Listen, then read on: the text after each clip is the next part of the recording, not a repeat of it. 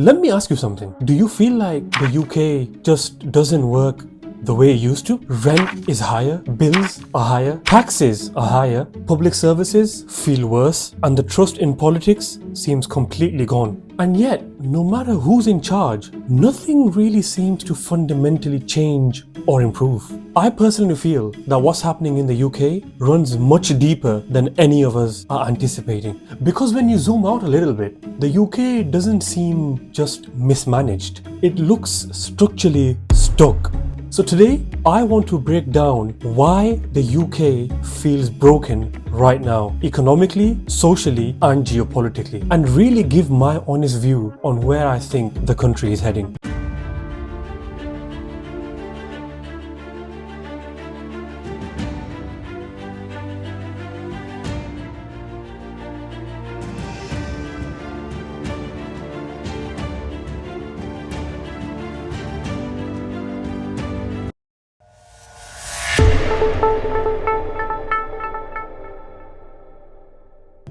So let's start with the economy, because everything pretty much flows from there. Since the financial crisis, the UK has experienced one of the weakest productivity growth periods in modern history. What does this mean? It means we work more hours but produce less value per hour compared to other similar countries and economies. And this is data taken directly from the Office of National Statistics and the UK government website. Real wages, when adjusted for inflation, are barely higher compared to where they were in the mid-2000s, which in today's time is almost unheard of, especially for a major developed economy. And I think this is one of the main reasons why so many people feel permanently under pressure. Because we're not just imagining it, the system and the way it's run simply isn't delivering rising living standards anymore. And what happens when growth stalls? Governments don't suddenly just become generous, they start rationing.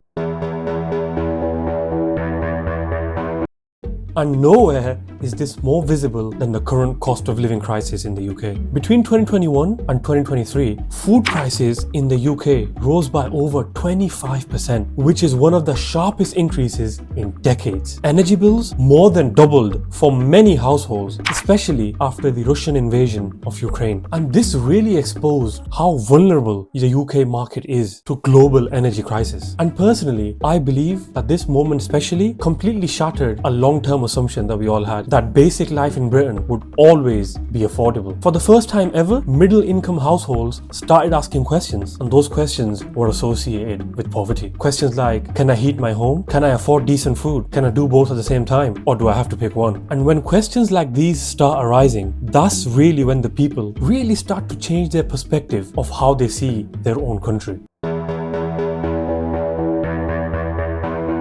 Another major reason why the UK market feels so stagnant right now is house prices. Average house prices right now are more than 8 times the average salary, compared to around 4 times in the 1990s. Renters in the UK spend a larger share of their income on housing compared to almost any other group in the whole of Europe. And here's where I think the UK made a quiet but devastating choice. We essentially turned housing into an investment first and a place to live second. And don't get me wrong, that decision did create massive wealth for homeowners, but permanent instability for everyone else. So when you end up with such circumstances where young people cannot even imagine of owning a home, they tend to stop believing in the future. And that belief can really start to play at the psychology of a whole nation. And of course, we won't be able to talk about the UK without bringing up the aspect of immigration. Immigration is of course one of the most emotionally charged topics in the UK right now, but one I believe is heavily misunderstood. Net migration did reach record highs in recent years, and this was driven largely by work visas, student visas, and humanitarian routes. But there's an uncomfortable truth lying underneath. The UK economy now actually depends on immigration, especially when it comes to fields like healthcare, construction, and social care. And this is where I believe that the real failure isn't immigration itself, it's the planning and control of it. So ultimately, what we ended up doing is that we ended up bringing about a massive increase in the population without actually preparing the resources that are needed to support that. Things such as houses, schools, GP surgeries, or even public transport. And what that does, which it clearly has done right now in the UK, it turns an economic necessity like immigration into a matter of emotionally charged social tension. Unfortunately, more and more local councils in the UK are effectively going broke. Multiple councils have already issued Section 114 notices. This is actually the equivalent of declaring bankruptcy. And the reasons behind this, things like rising social care costs and many back-to-back years of funding cuts. Let's look at the NHS, for example. The NHS currently is facing record number of waiting lists, with over 7 million people currently waiting for treatment just in England alone. And I personally believe this is exactly what the decline of an institution, especially a credible one like NHS, looks like. Because it's not a sudden collapse, it's slow erosion over a number of years. Because it's not that things have just completely stopped functioning. No, they still do work, just very badly and very expensively. Amongst all of this, one aspect which I feel tends to fly under the radar is education. Because right now, believe it or not, is another quiet pressure point. Because as we all know, UK universities still remain world class, but the funding per student has fallen in real terms for over a decade. And at the same time, the UK is consistently underinvesting in vocational and technical skills compared to some of our counterparts like Germany or the Netherlands. And this is something that we can clearly see in the data. And ultimately, what I believe this boils down to is an identity crisis within the UK. Because let's not get it twisted, we want to be a high-skilled economy, but without properly funding the skills that are required to back that. And the gap that this creates tends to show up in a worse form much later and manifests into other things which we spoke about earlier, such as low productivity, low wages, and just a general frustration within the public.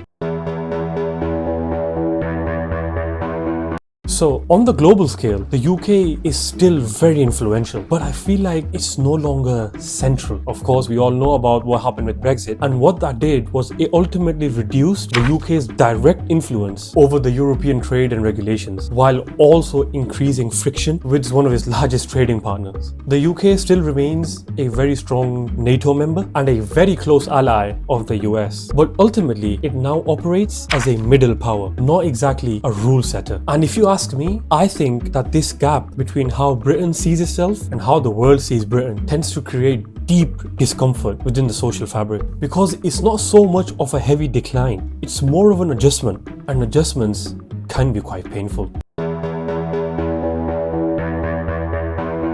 So ultimately, when you try to connect all these dots that we just spoke about, the economy, housing, services, geopolitics, I've been able to identify an emerging pattern. The UK isn't broken because of one singular crisis, which we can just pinpoint and eradicate. It feels broken because multiple systems are under constant strain at the very same time. And I think that's one of the main reasons why even politics in the UK right now feels so angry and disconnected, because people aren't just voting on policies anymore. They tend to now vote more based on whether they feel the country still works for them and whether the person that they are voting for will be able to pull all these levers at the same time and ultimately stabilize a rocking boat.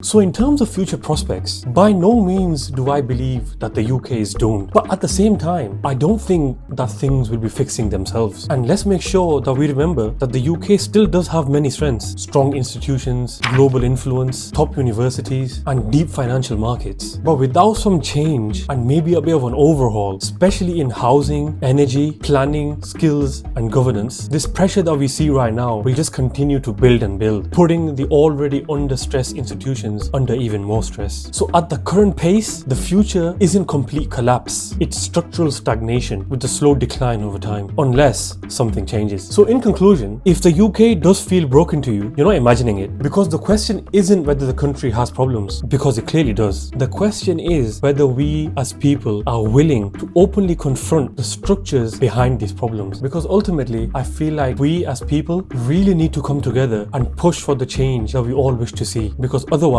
nothing will change. But with that being said, that's all from me for now, and do let me know in the comment section below which topic you'd like me to explore next. Thank you very much for watching. Until next time, goodbye.